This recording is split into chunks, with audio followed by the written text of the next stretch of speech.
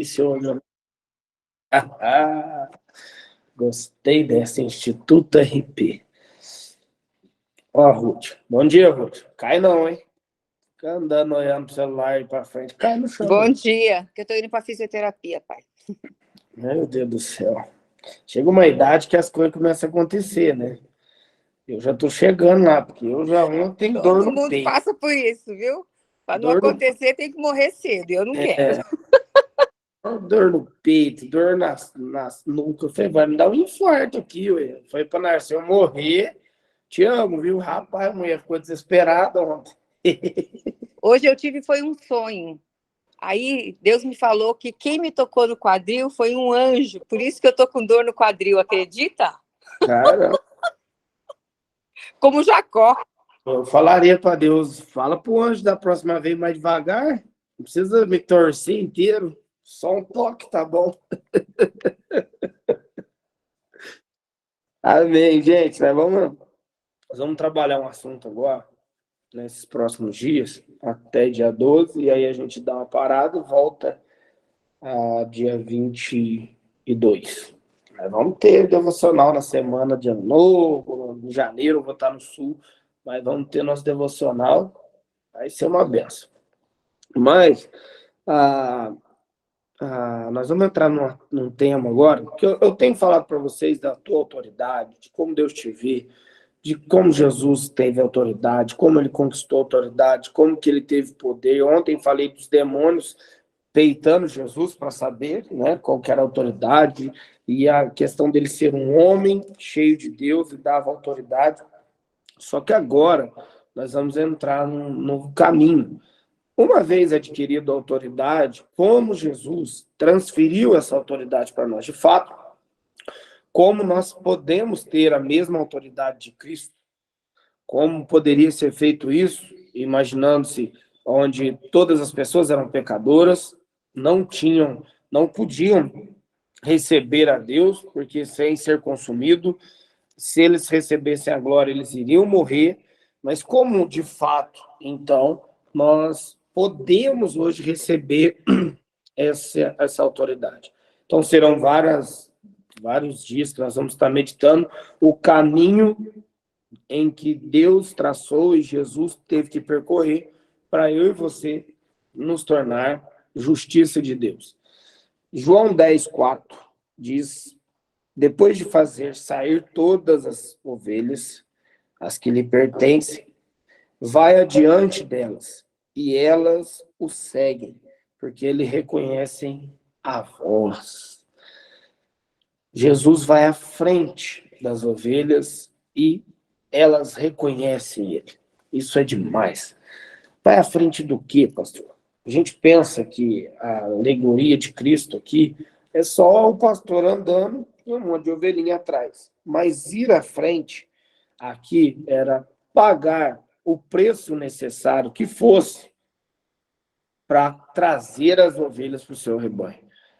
Estava mais condicionado a se tornar o sacrifício perfeito, ir à frente, assumir os nossos BOs, ir na frente, ir adiante de mim e de você e criar um caminho, abrir caminho de volta a Deus e de volta à autoridade que Adão tinha perdido. Então, quando você lê esse texto, isso aqui é muito fantástico, cara, porque eu leio isso aqui já me vem revelação voando para todo lado. Porque quando diz, vai adiante delas e elas o seguem, porque ele reconhece a voz, a minha pergunta é, qual a voz de Jesus? Qual o tom da voz dele? O que ele diz? Você sabe o que ele diz? Qual é a linguagem que ele usa? Vou te ensinar hoje qual que é a linguagem de Jesus. A linguagem dele é o amor. Ele é puro amor. Totalmente amor. E as ovelhas reconhecem o amor. Agora, na questão de Cristo, como as ovelhas iriam reconhecer alguém? Quando Jesus está falando essa parábola, se você ler o capítulo inteiro, você vai descobrir o capítulo 9, final dele e o começo do 10, que Jesus ele está falando de ladrões e salteadores, que o ladrão veio para roubar, matar e destruir. E ainda que creio que esse espírito por detrás é o do diabo, no texto em questão, não está falando do diabo. Se você fala para os outros que o ladrão veio para matar, roubar e destruir, aqui nesse versículo está falando do diabo, não está.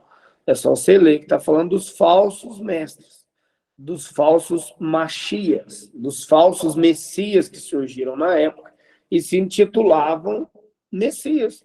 E aí Jesus vai dizer, esses caras, eles dizem que são os enviados de Deus, mas a hora que os lobos vêm, eles correm e deixam suas ovelhas. Eu dou a vida pelas minhas ovelhas. Ele estava colocando o padrão de que forma deveria de ser o Messias. Qual a linguagem que o Messias devia de ter? A linguagem do Messias não era igual a de quem só queria o dinheiro daquele povo, que só queria o recurso daquele povo, que só queria seguidores. Não. Jesus está dizendo, eu sou o bom pastor. Eu dou a vida pelas minhas ovelhas. Eu vou à frente delas. E quando elas me veem, elas reconhecem a minha voz. Porque todos os falsos messias, e alguns estudiosos dizem que já na época de Jesus, só no ano que Jesus se revelou como Messias, tinha mais 30 e poucas pessoas se intitulando Messias. Então imagina que fulano é Messias, Bertano é Messias, cada um tinha um pouco de discípulo atrás. E Jesus vai dar o parecer dele porque ele era o Messias de verdade e não os outros. E ele vai dizer que ele tinha uma linguagem, que era entrega, ir à frente, dar a vida pelas ovelhas, e as ovelhas iriam reconhecer. Ou seja, ele estava dizendo, eu sou o único que pode fazer o que nenhum deles faz. Ir para a cruz. O único que pode morrer por amor. Eu sou o único que, quando a humanidade ouvir meu nome, vai ter que reconhecer o meu sacrifício. Até quem não crê em Jesus, até quem não gosta do Evangelho, quando vê a história e vê de fato o que Jesus fez, reconhece a maior entrega que já houve na história. Nunca houve outra entrega do tamanho da de Jesus e nem vai haver. Até porque a entrega vista que ele fez na cruz não é nada se comparado ao que aconteceu no mundo espiritual, que você não conseguia ver, além da dor que ele sentiu no corpo físico. Então, quando ele diz, eu vou à frente, ele está dizendo, eu sou o caminho, eu sou aquele que revela o amor, que revela o caminho que você deve de andar.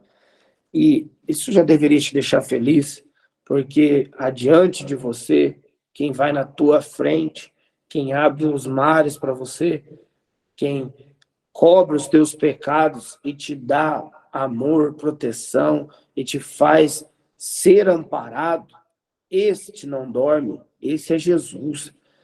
E ele vai à frente de tudo aquilo que você precisa. Qual é a tua carência hoje? Qual é a tua necessidade hoje? Deixa eu te dizer, ele foi já à tua frente. Tudo que você precisa é crer que à tua frente existe um Deus, existe um Rei dos Reis, existe um Senhor assentado em um cavalo, com sua espada de justiça, com todo o poder e glória. Lutou e se entregou para receber toda a autoridade. Só quando Jesus ressuscita e rende o reino a Deus é que se diz, todo o poder me foi dado, nos céus e na terra. Então, para todo esse poder ser dado, e ele poder nos dar todo esse poder, ele tinha que seguir o caminho e na frente. A Bíblia diz que Deus procurou um justo, não achou. Não tinha justo. O único justo foi seu filho. Então, toda maldição que a lei exigia, que aquilo que... Você precisa entender que a lei não é só o conjunto de regras que Moisés deu para Israel. Eu gosto de tratar como a lei, como diz... eu amo muito o C.S. Lewis, né? Os contos de Nárnia. E lá, quando Aslan é morto, você lembra que eles matam Aslan? E aí a menina está chorando, eles estão ali desesperados, Aslan é humilhado, eles cortam a juba dele, que é a autoridade do leão, eles judiam, e o inferno está em festa, e eles matam Aslan. E, de repente, o altar se racha. Isso demais, que é porque ele é o símbolo do véu rasgando. E Aslan ressuscita, o leão ressuscita, e Jesus ressuscita. E a luz corre ao Aslan e abraça ele, diz: você ressuscitou. E Aslan fala uma coisa que é poderosa demais. Ele diz assim: a rainha de gelo não conhece a magia oculta. Que se um justo se entrega por alguém em pecado, não tendo culpa, ele ressuscita. Isso é o evangelho. O que fez Jesus, é a forma alegórica de C.S. Lewis tratar o que aconteceu de fato. Jesus morreu sem culpa, sem pecado, mas morreu porque ele deu sua vida, ninguém podia tirá-la. Quantas vezes você viu tentarem matar Jesus e não conseguiram? Mas ele deu a sua vida. Agora ele deu a sua vida a Deus e deu a sua vida por nós. Quando Jesus morreu, só tem uma coisa que pode fazer a morte acontecer. Alguém sabe me dizer?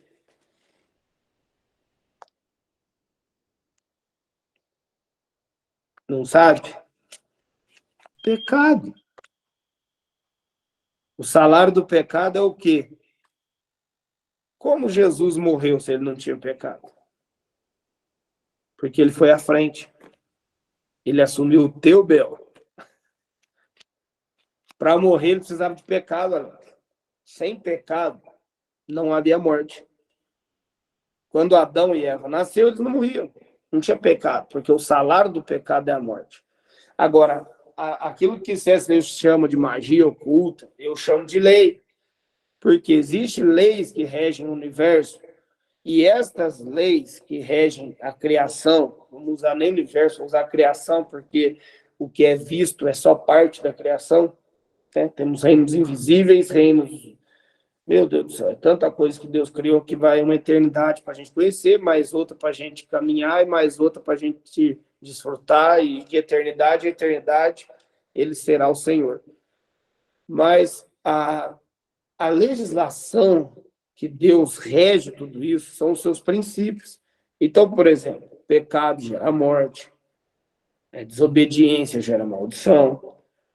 Então, o que eu digo que o problema que a lei trouxe, a maldição da lei, não é só a maldição, porque a lei de Moisés também carregava maldições para quem não cumprisse, e ninguém conseguiu cumprir, porque é impossível de cumprir a lei.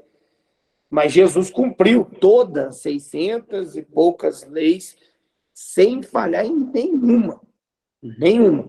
E sabe uma coisa?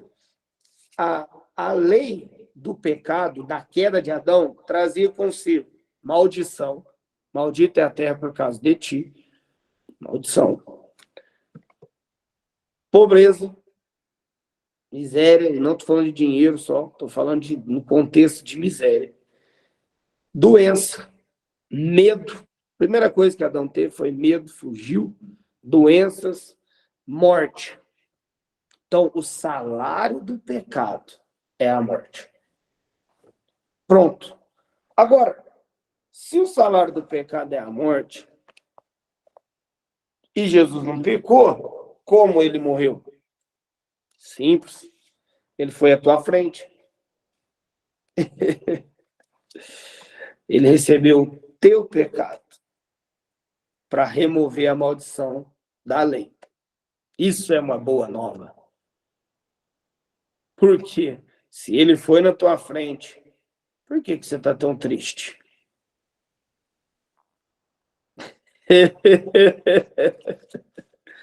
Se ele foi à tua frente, por que você aceita a pobreza de tamanha forma? E ainda usa ela de idolatria para Deus, para dizer que isso que é ser crente. Por que você aceita a doença? Por que você aceita os medos? Ele foi à tua frente. Pastor, o que eu faço? Muda a ótica. Para de olhar para as coisas e começa a olhar para ele. Ele fez um caminho por onde nós não podíamos ir. Existe uma canção que diz: fez um caminho para mim, por onde eu não poderia ir.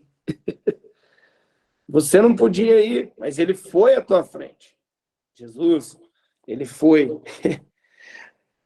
Jesus, quando você lê em Marcos 14, 34, vamos ver aqui. Uau! Marcos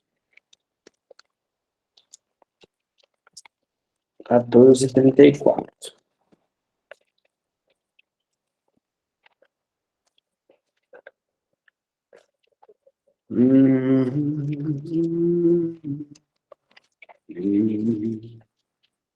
Mateus 34. Ele disse: a minha alma está profundamente triste até a morte. Ficai aqui e vigiai. E adiantando-se um pouco, prostrou-se em terra e orava para que, se possível, lhe fosse poupada aquela hora. E dizia: Abba, Pai, tudo te é possível, passa de mim este cálice, contudo, não seja o que eu quero, e sim o que queres. Uau! Quando Jesus faz a oração do Getsêmani, ele não estava pedindo para Deus afastar a morte física dele, de forma alguma. Jesus veio para isso. Tem gente que pensa que Jesus estava querendo fugir da cruz aqui, né? Nossa, vai doer demais a chicotada, a traição. Vai doer demais porque meus amigos, eu vou ficar sozinho, eu vou para a cruz, eu vou morrer. Mas não, ele veio para isso. Ele sabia disso, ele anunciou isso várias vezes, que era necessário ele morrer. Então, ele estava mais do que preparado. Então, o que é essa oração? Qual o medo de Jesus? Qual medo fez a alma dele ficar tremendamente aflita, a ponto dele suar sangue? Qual era esse grande medo? O grande medo era a separação que ele teria que ter de Deus. Jesus nunca tinha se separado de Deus, mas ele teria que passar algum tempo sem ver Deus, sem olhar para Deus, sem falar com Deus. E eu não sei quantos dias durou, aqui na Terra foi 3 dias, mas na eternidade eu não sei se um dia como 1000 anos, eu não sei qual foi o tempo em que os dois ficaram sem se falar, sem isso. Então Jesus, quando ele entende, vou ter que me desconectar do Pai, isso doeu. Ele entendeu, eu vou receber o pecado do Leandro e eu vou ter que morrer. Só que o pecado faz separação entre o homem e Deus. Sim? E o sacrifício de sangue reconecta o homem a Deus. Uau! Antes de derramar o sangue para a purificação dos pecados, era necessário que o cordeiro recebesse o pecado de quem o oferecia. Tem gente que fica muito bravo. Talvez você, como eu, já ficou, porque gritaram: liberta Barrabás, né? E crucifica a Cristo, crucifica, crucifica. Este foi o nosso milagre. Porque nós éramos Barrabás e fomos soltos porque um inocente foi no nosso lugar. Começa por aqui. Você estava preso em grilhões, condenado à morte eterna, mas um inocente foi julgado por Deus no teu lugar, assumiu o teu BO, enquanto você foi livre. Para te amar, o filho teve que ser odiado.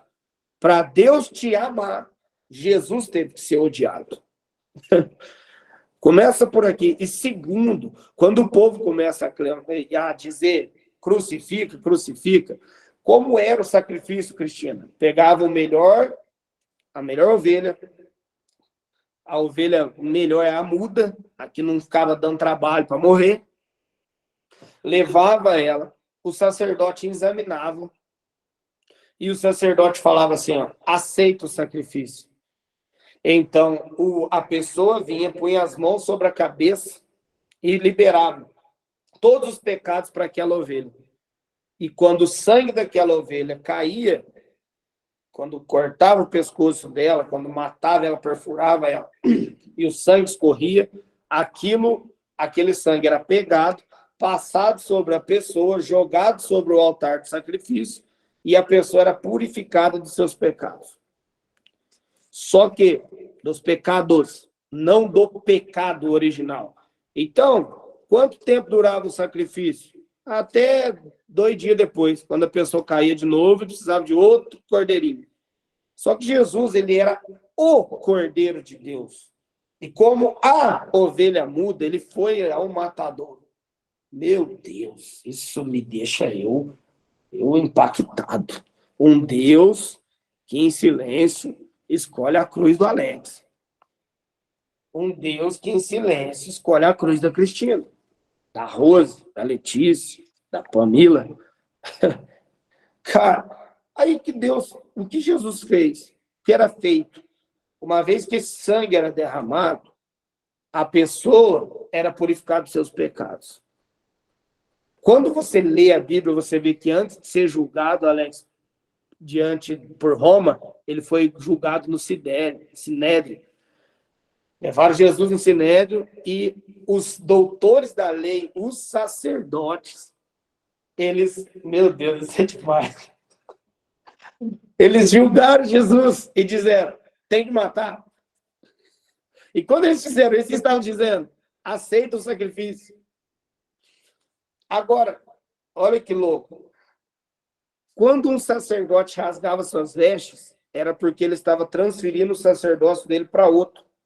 E a Bíblia diz que Caifás, o sumo sacerdote, ficou tão zangado quando Jesus disse que ele era filho de Deus, que ele rasgou suas vestes.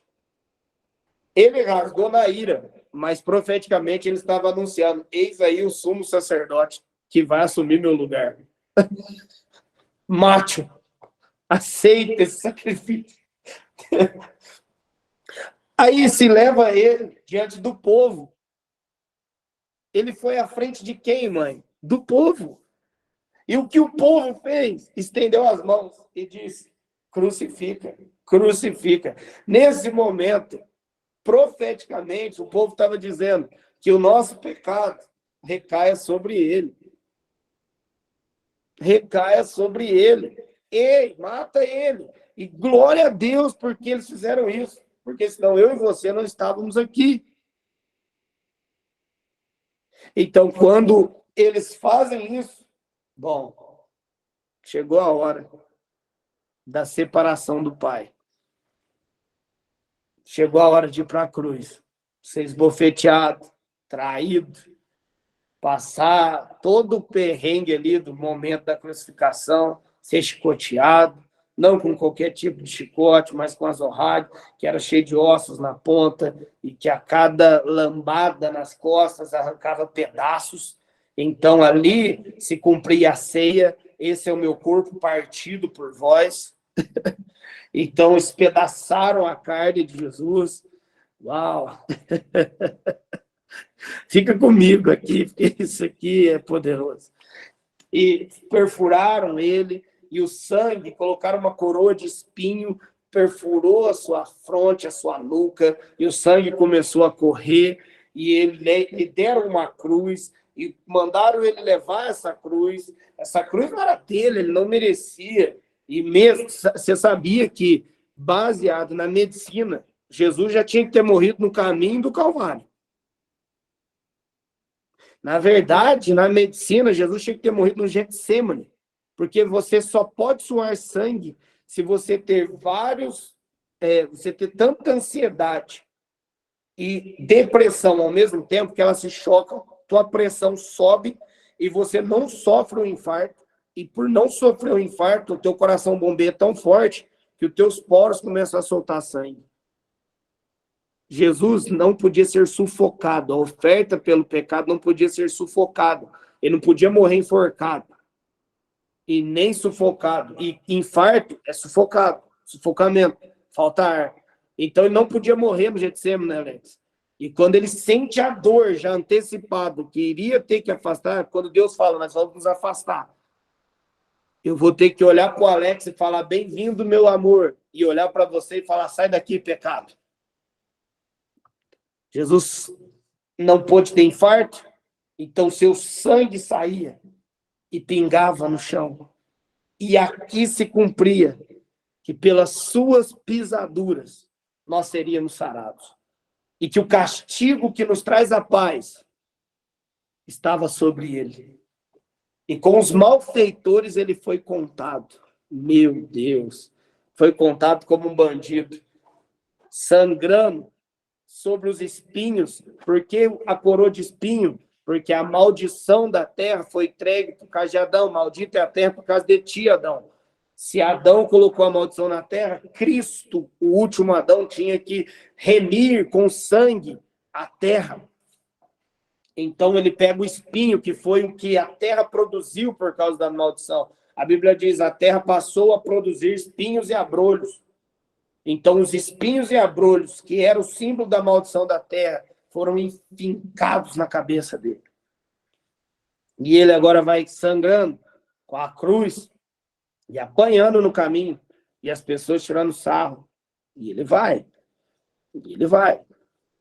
Esse era o salário do pecado, a dor. E ele continua. Chega a cair, Simão, Sirineu ajuda, leva ele.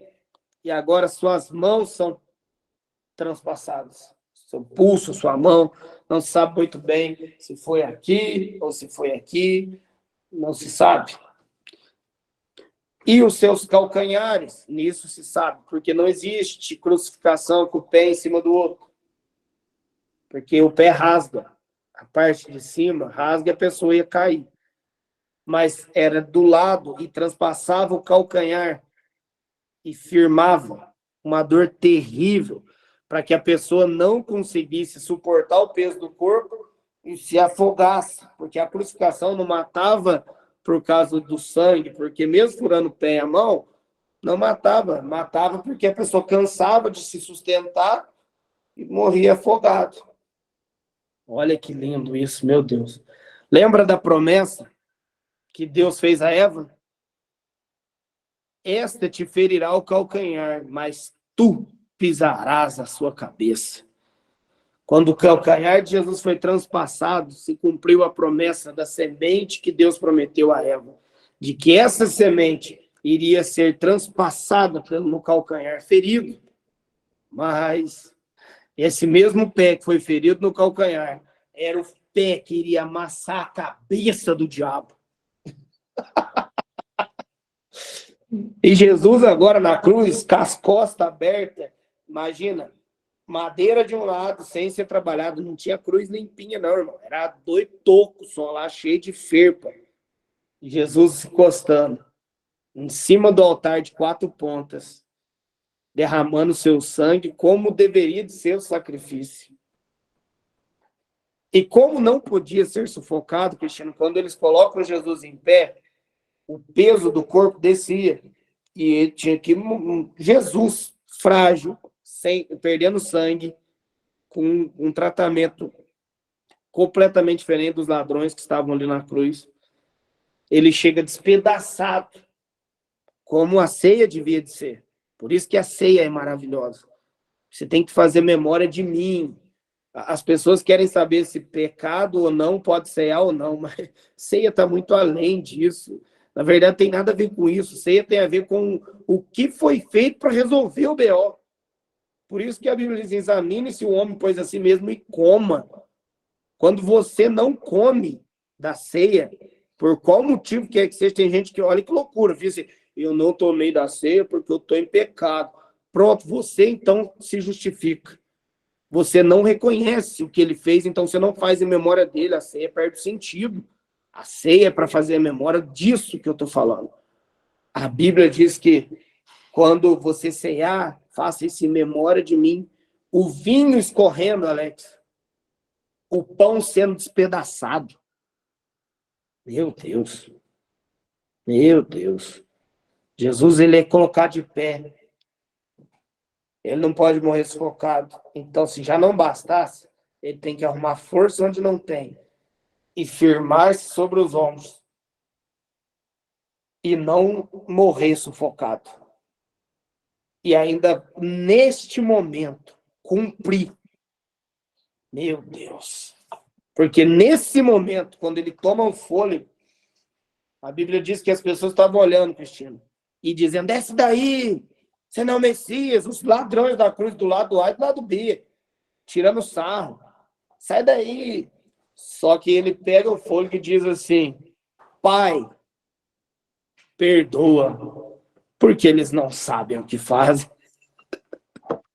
Meu Deus do céu, cara. Nesse momento, um ladrão já olha e fala assim, o quê? Eu tenho que estar aqui. Esse cara nada fez. E ainda ora para quem está matando ele. Não, esse cara não pode ser normal. Ei, lembra-te de mim. Um ladrão é liberto quando Jesus é condenado. Outro ladrão é liberto quando Jesus é crucificado.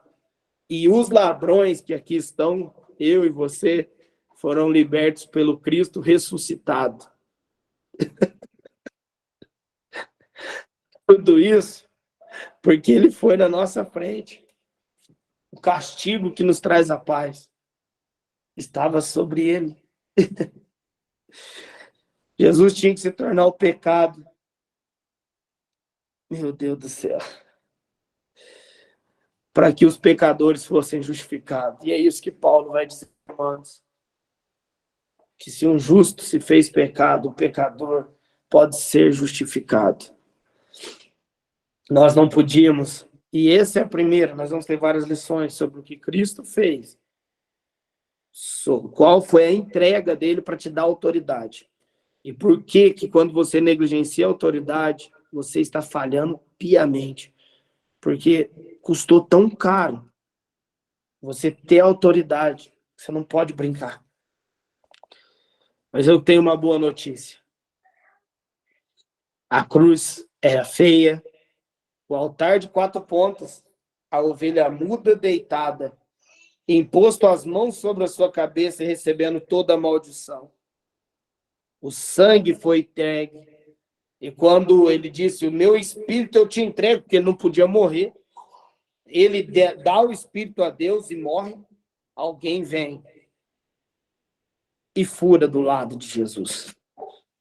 E sai água e sangue. Eu disse outro dia que todo nascimento envolve água e sangue. Algo novo nascia ali.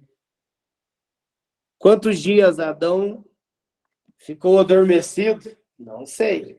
Mas eu sei que ele adormeceu para tirar dele a sua amada. Jesus adormeceu por 3 dias, Cristina, porque ele não podia morrer. Para ser uma cirurgia na costela, mesmo lugar que Eva saiu, para tirar para fora a igreja que estava escondida. E ela nascia como água e com sangue. E não fique triste, porque 3 dias depois, algumas mulheres foram ao túmulo procurar ele. E vem a frase, porque procura entre os mortos aquele que vivo está. Ah, meu Deus! Isso me faz soltar foguetes. Isso para mim é melhor que a vitória do Brasil. Isso para mim é a minha vitória, porque o meu rei morreu, rasgou o véu, mas voltará rasgando o céu. Ele está vivo. O meu amor ressuscitou. Agora, por que você está aqui às 7 da manhã ouvindo sobre ele? Sabe por quê? As minhas ovelhas reconhecem a minha voz e elas me seguem. Tomé, bem-aventurado é os que não me viram, mas vão crer na minha mensagem, vão crer na minha voz e vão me seguir e vão achar pastagem. Meu Deus! A morte não pôde detê-lo, nem o inferno pôde segurá-lo. Ele ressuscitou, ele vivo está. Meu Deus do céu. Nós vamos tratar amanhã e a semana que vem, nós vamos tratar só sobre isso. Amanhã nós vamos falar sobre ele se entregou.